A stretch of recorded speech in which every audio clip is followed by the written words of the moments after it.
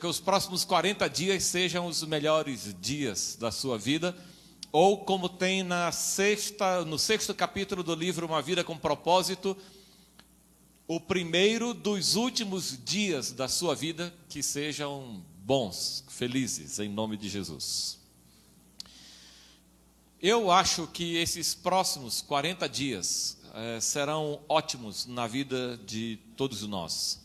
Eu acho que você também está, de certa forma, o pessoal que já vem pegando o clima, está aí nessa pegada legal desses dias aí, já que está entrando no clima. Foi bom ler o e-mail do CA? Então, dá um salve aqui para o CA também, que ele disse que ele ficou empolgado com a empolgação do pastor Oswaldo. Então, se você está empolgado, você vai conseguir contaminar bem, no bom sentido, outras pessoas também. Deus abençoe você. Desejo compartilhar com você hoje, a partir do texto de Romanos 11:36, porque dele e por meio dele e para ele são todas as coisas. Esse texto, a partir dele, compartilhar com vocês, dividir com vocês e desafiar vocês a viverem uma vida mais integrada a Deus, mais dedicada a Ele, mais íntima com Ele. E isso que vai ser legal na sua vida, na minha vida. A nossa primeira mensagem dentro de uma vida com propósito, ou 40 dias para você, tem o tema: o que estou fazendo aqui? Essa pergunta era tema das nossas músicas no final dos anos 70, início dos anos 80, com o grupo Elo, com o grupo Semente, com o grupo Vencedores por Cristo. Vocês não conhecem, estão perdoados por isso, não conhecer essa turma toda, mas a turma cantava: por que estou aqui, por que nasci? Eis a pergunta, eis a resposta, é Jesus. A gente cantava isso lá na década de 80. Um professor meu de filosofia lá nos anos 80, com uma filosofia um pouco pessimista, ele dizia mais ou menos assim para nós: eu não pedi para nascer, porque eu tenho que pedir para morrer. Eu acho que o sujeito tem que ser livre para morrer à vontade, porque se ele não conseguir morrer, ele vai preso, vai ser hospitalizado, não sei o quê. Esse professor era argentino, tá? Pode perdoar esse professor, coisa que sai da cabeça de argentino também, essa crise existencial. Queridos, por que estou aqui? É a pergunta eterna de todos os homens. Desde o início da história, ou pelo menos desde quando há registro na história humana, o homem se pergunta, ou tenta responder a essa pergunta, e ele tem buscado na religião como um lugar privilegiado para essa resposta. O sentido da minha vida. Você já deve ter estudado diversas teorias sobre religião, se você estudou filosofia, sociologia, história, antropologia, você já viu diversas respostas para o motivo de termos religião. Por exemplo, alguns vão dizer que a religião tem a origem no medo que as pessoas têm do desconhecido, do medo de estar nesse mundão grande de Deus. Tá aí. Freud vai explicar na psicologia que você tem alguma religião por um sentimento de falta de um pai que você não teve. E aí você passa para a religião esse tipo de consolo da figura paterna ausente que você teve. Carlos Marx, também chamado de Karl Marx, vai explicar que você tem na religião o motivo pelo qual os maiorais, os dominadores, continuam dominando os dominados, e uma forma de os dominados ficarem contentes no seu descontentamento. Eles estão descontentes por estarem sendo dominados, mas não sabem se livrar disso. Durkheim vai achar que a religião existe porque as pessoas querem encontrar o motivo de onde vieram. E Durkheim vai achar que é numa figura ancestral que ele chama de totem, que pode ser tanto a figura de um animal, quanto de uma pedra ou de uma árvore, a razão do surgimento de uma determinada comunidade. Enfim, cada um tem a sua teoria sobre a religião. Quando nós abrimos a Bíblia, a gente vê que as pessoas não estão buscando nenhuma dessas respostas. Elas estão buscando em Deus, antes de tudo, um relacionamento. E a resposta, por que estou aqui, é para viver a minha vida melhor, e a minha vida será melhor quando eu vivo essa vida em Deus. Por exemplo, desde o início da Bíblia, em Gênesis capítulo 4, versículo 1, lá no início, olha aqui, isso aqui é bem no início, Eva, quando teve seu primeiro filho, ela exclamou o seguinte: eu consegui um filho com o auxílio do Senhor. E lá naquele tempo, Eva já se entendia que até mesmo a concepção ou a geração era um efeito da vida de Deus na vida da pessoa. Eu consegui um filho ou um varão com o auxílio do Senhor. Em Gênesis capítulo 4, versículos 3 e 4, tem os dois filhos primeiros do casal, Caim e Abel, e o texto diz que Caim saiu para ofertar ao Senhor, deu lá uma oferta qualquer, e Caim ofereceu do melhor que tinha do seu rebanho para o Senhor. Em Gênesis capítulo 4, versículo 26, diz que um neto de Adão, chamado Enos, filho de Sete, diz que a partir daí se começou a invocar o nome do Senhor. Gênesis capítulo 4, versículo 26. O que é interessante é que depois a Bíblia vai mostrando como diversas pessoas buscam a Deus. Para mim foi muito interessante relembrar a história de Eliezer, aquele servo de Abraão. Eliezer via Abraão orando ao Senhor, adorando o Senhor, buscando o Senhor, mas Eliezer não buscava o Senhor e não conhecia o Senhor. Você vê essa história em Gênesis capítulo 24, versículo 12. Talvez Lucas ou Eliseu ou Eduardo vão colocar um texto alguns domingos atrás, mas esse texto agora é importante para nós, porque lá no livro de Esdras, Artaxerxes decreta que o povo volte, e a gente pensa que Artaxerxes está adorando a Deus. Na verdade, Artaxerxes está com medo de que, ao guardar os tesouros do templo de Deus, que foi tirado de lá há mais de 100 anos atrás, e levado para a terra dele, lá para a Pérsia, Artaxerxes está com medo de que, ficando com as coisas do templo de Deus, ele seja amaldiçoado. Artaxerxes está muito mais com medo de Deus do que adorando a Deus, mas ainda assim, Deus o abençoa. E Artaxerxes diz o seguinte: que se faça exatamente para a casa de Deus, que se leve estas coisas para lá. Pois para que haveria grande ira sobre o reino do rei e sobre os seus filhos também. Então, Artaxerxes está com medo, Jacó está fazendo uma barganha, daqui uma negociação, Eliezer está orando ao Senhor do Senhor dele, e Deus ainda está atendendo a ele.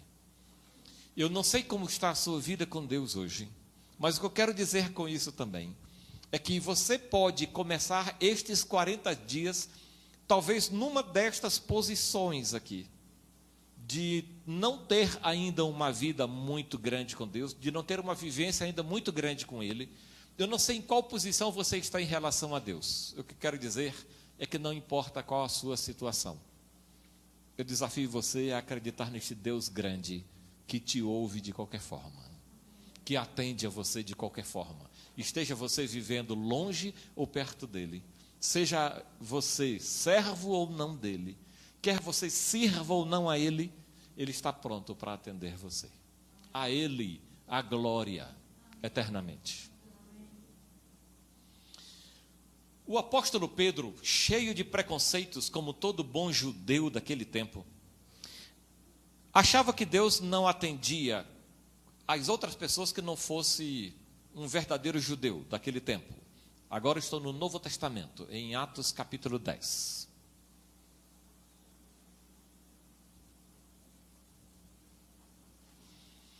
Mas lá em Atos 10, Deus mostrou a ele, ao apóstolo Pedro, que Deus não faz acepção de pessoas como nós fazemos, ou como Pedro faz. E Pedro diz o seguinte, Atos 10, 34 e 35. Seguinte, reconheço por verdade que Deus não faz acepção de pessoas. Pelo contrário, em qualquer nação, no Brasil, no Lago Sul, aquele que teme a Deus e faz o que é justo, lhe é aceitável.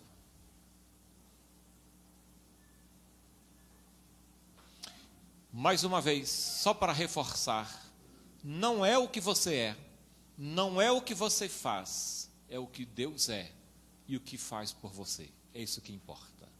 Deus não faz acepção de pessoas, ao contrário, em qualquer nação, qualquer pessoa que faça aquilo que lhe agrada, Ele aceita. Na segunda carta a Timóteo, no capítulo 1 e no versículo 3, o apóstolo Paulo disse, eu dou graças a Deus, a quem desde os meus antepassados sirvo com uma consciência pura. Quer dizer, o apóstolo Paulo reconhece que a bondade de Deus vem desde os seus antepassados e nem cristãos eram judeus. Em Atos capítulo 22, versículos 3 e 4, há uma mostra de como pessoas, às vezes, acham que estão servindo a Deus, estão fazendo, na verdade, uma coisa contra Deus e pensam que estão servindo a Deus. O que acontece nestes casos? Acontece, acho que no mesmo caso que Deus fez com Paulo. Tem misericórdia e se revela a ele. Atos capítulo 22, o relato do apóstolo Paulo nos versículos 3 e 4 diz assim, eu sou judeu, nasci em Tarso, mas me criei nesta cidade, em Jerusalém, onde eu fui instruído por Gamaliel. Eu era zeloso para com Deus, assim como todos vocês. Eu persegui os cristãos até a morte, prendi alguns, matei outros, tanto homens como mulheres. Este é o relato de um homem que matava, prendia, perseguia cristãos e achava que estava servindo a Deus. Ele achava. E por fazer isto, Deus teve misericórdia dele e o encontrou e mostrou a ele o verdadeiro caminho de como seguir. Isso nos leva a uma passagem de João capítulo 16, em que o Senhor Jesus diz o seguinte: eles, os perseguidores dos cristãos, eles vos expulsarão das sinagogas, mas vem a hora em que todo aquele que vos matar julgará com isto tributar, na verdade, culto a Deus. Então há pessoas que sinceramente perseguem os cristãos, porque como aqui no Brasil já foram chamados de bode, de seguidores do demo, discípulos do capiroto e coisas assim. Cristãos que foram perseguidos ao longo da história, pessoas fizeram isso porque achavam que fazendo assim, estavam fazendo um bem a eles e estavam cultuando a Deus por isso. Deus tanto guardou os seus, como teve misericórdia destes que perseguiram os cristãos. Quando o apóstolo Paulo agora deixou de ser perseguidor e passou a ser pregador, ele falou o seguinte em Atos capítulo 14, Senhores, versículos 15 e 16, Senhores, nós vos anunciamos o evangelho para que destas coisas ruins e destas coisas vãs, sem significado, vocês se convertam ao Deus vivo, que fez o céu e a terra, o mar e tudo que há neles, o qual nas gerações passadas permitiu que todos os povos andassem nos seus próprios caminhos, caminhos de adoração de ídolos, adoração dos astros, da lua, das árvores. É isso que aquelas pessoas naquela cidade faziam, que o apóstolo Paulo está falando a eles. Deus permitiu, mas agora anuncia que todos o conheçam com mais profundidade. Em Atos 17, quando o apóstolo Paulo está no centro da capital grega, o centro da filosofia grega, ele encontra um altar chamado de um altar ao Deus desconhecido, e o apóstolo Paulo diz o seguinte, Atos capítulo 17, versículos 22 em diante, diz: Senhores, eu em tudo vos vejo acentuadamente religiosos, passando e observando os objetos do vosso culto. Encontrei então no meio de vocês um altar no qual está escrito ao Deus desconhecido. Esse altar, a esse Deus desconhecido, que vocês adoram sem conhecer, é precisamente aquele que eu vos anuncio. Ele fez o mundo e tudo que nele há, ele é o Senhor do céu, é o Senhor da terra, não é servido por mãos humanas como se precisasse de alguma coisa. É ele quem nos dá a vida, é ele que nos dá a respiração e tudo mais. Ele também fixou os tempos previamente estabelecidos e os limites da sua habitação para o buscarem, mesmo que tateando para o achar, bem que ele não está muito longe de nós. Às vezes, a nossa busca de Deus não é tanto uma certeza, às vezes é como se nós estivéssemos mesmo apalpando, tateando, buscando no escuro. Tem alguma poesia sobre isso, Martins? Está na hora de fazer. Às vezes, talvez nós que estamos sempre à frente na liderança, às vezes nós somos olhados como ícones, como pessoas que não têm dúvida, pessoas que sabem mexer das coisas, entendem de tudo. Não é sempre assim. Às vezes nós estamos tateando, nós estamos apalpando. Às vezes nós só temos a fé de que Ele está nos ouvindo, mas nós não estamos vendo a resposta dele ainda. Nós acreditamos pela fé, mas às vezes Ele não está tão presente quanto nós necessitamos ou gostaríamos que Ele estivesse. Talvez essa seja também a experiência de alguns de vocês nos próximos 40 dias. Mas o apóstolo Paulo continua. Nele vivemos, nele nos movemos, nele existimos, como um dos vossos poetas tem dito, porque dele também somos geração. Sendo geração de Deus, não devemos pensar que Deus é semelhante ao ouro, ou prata, ou pedra, feitos pela arte e imaginação do homem. Deus não levou em conta os tempos da ignorância, porém notifica aos homens em todos os lugares que se arrependam.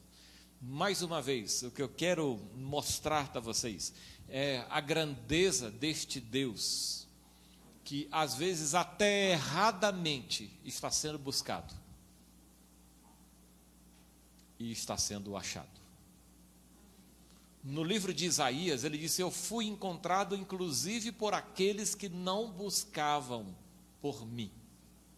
Na minha infância, eu não tinha noção muito de espaço, coisa de criança.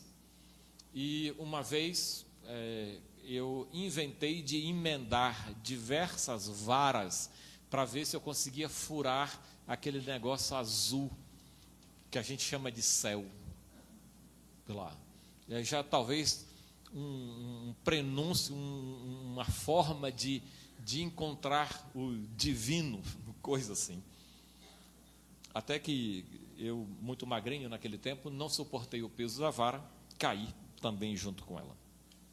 Aí nunca mais também eu quis estarmos nus.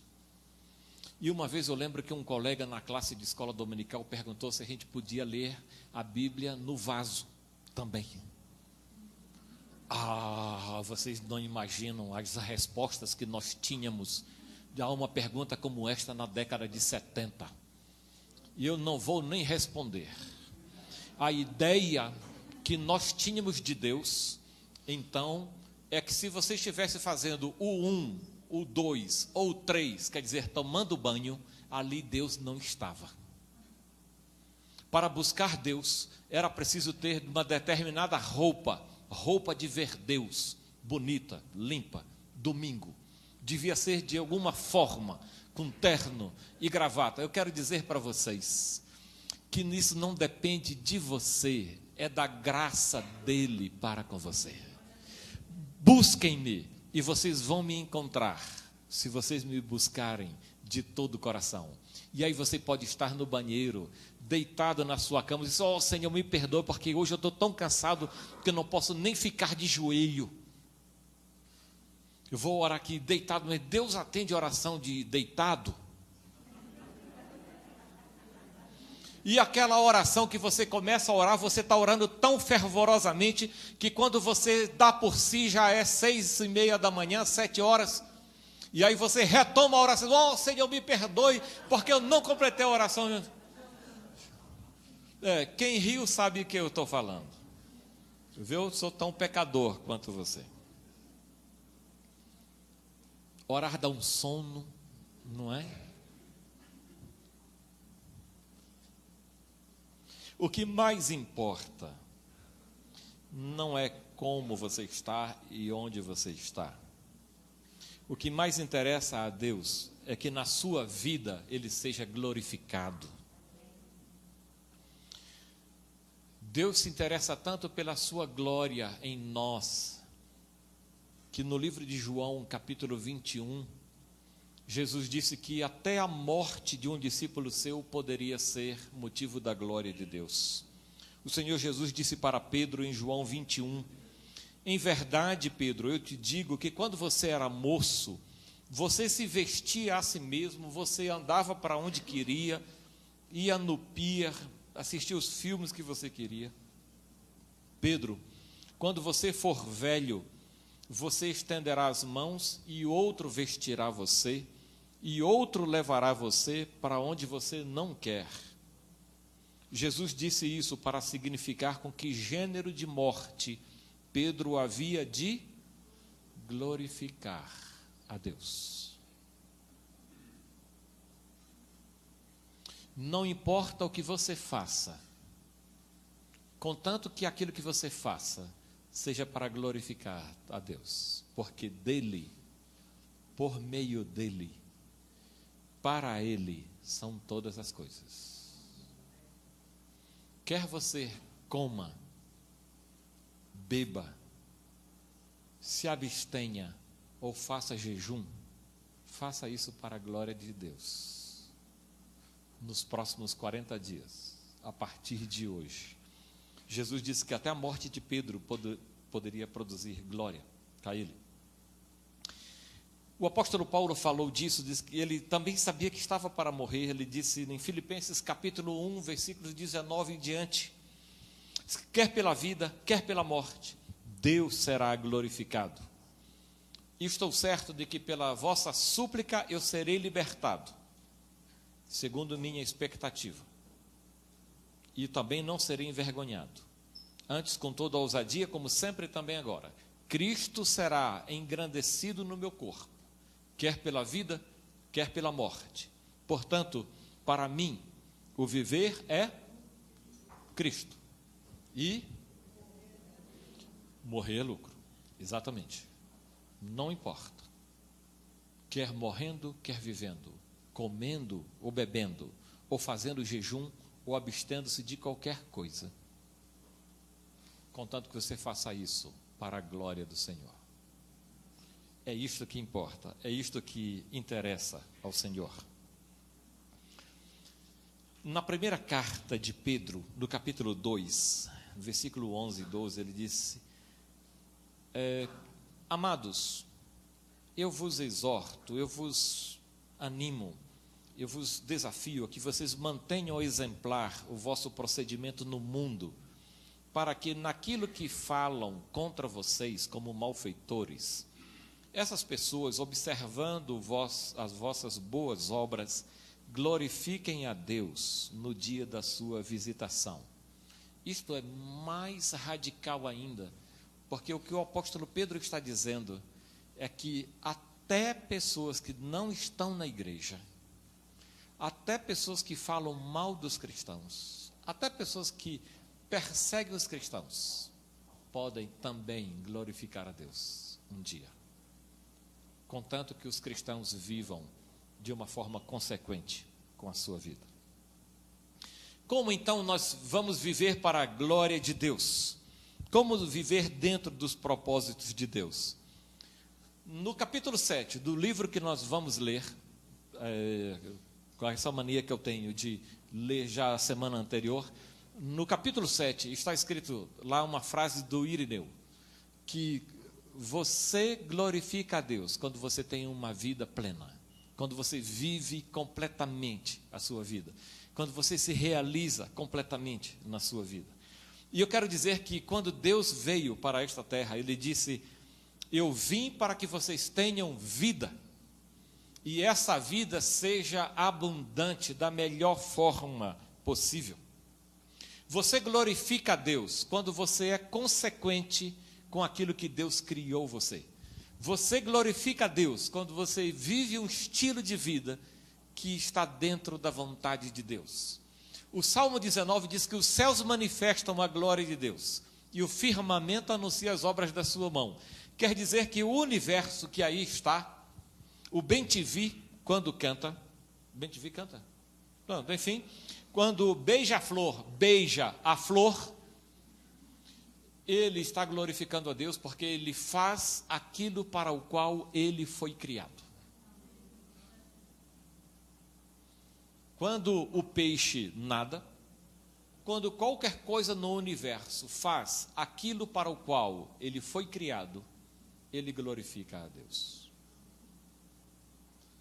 Muito provavelmente, dentre toda criatura de Deus no universo, talvez só eu e você podemos não fazer a vontade de Deus.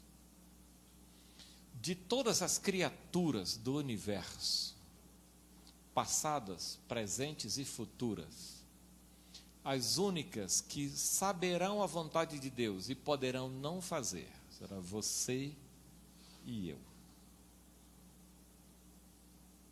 Ainda assim, Deus será glorificado na nossa vida, porque Ele é Deus.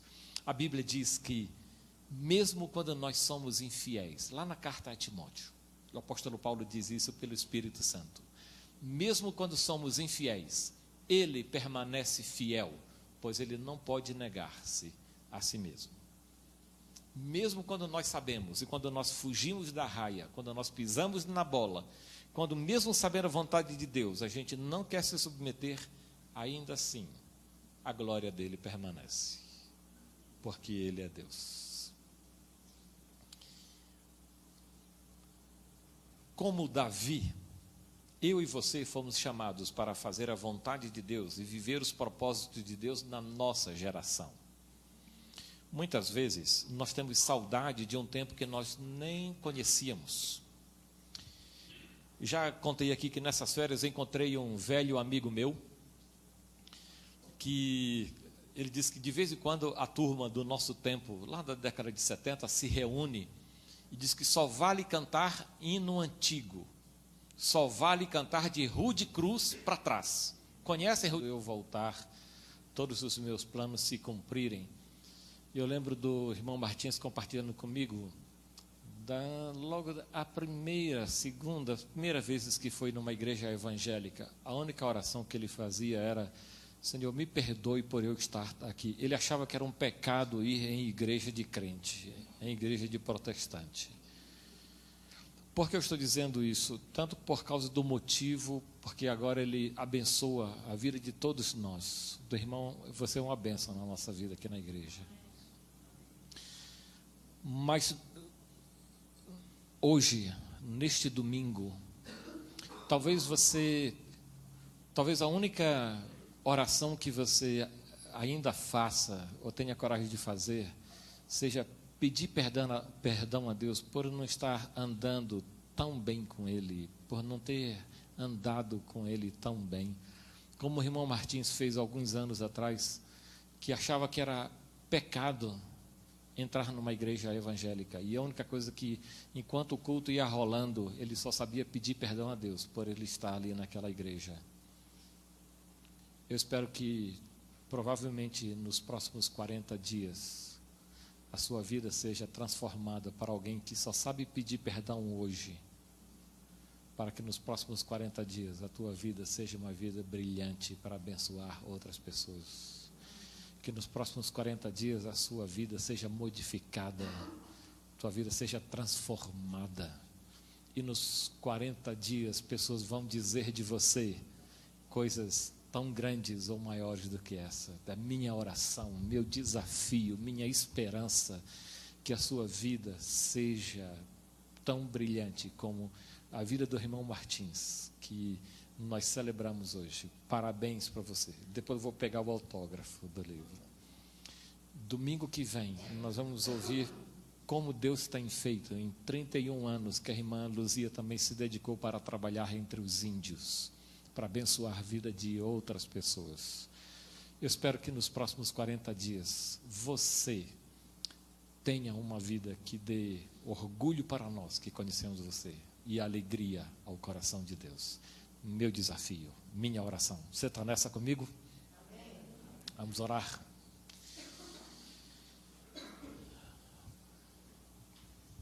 Nós nos entregamos ao Senhor, nos dedicamos ao Senhor juntos para esta caminhada, para que a nossa vida ganhe muito mais ainda significado, para que nossa vida seja cada vez mais transformada em bênção para nós, bênção para os irmãos e glória para o teu nome, em nome de Jesus. Amém.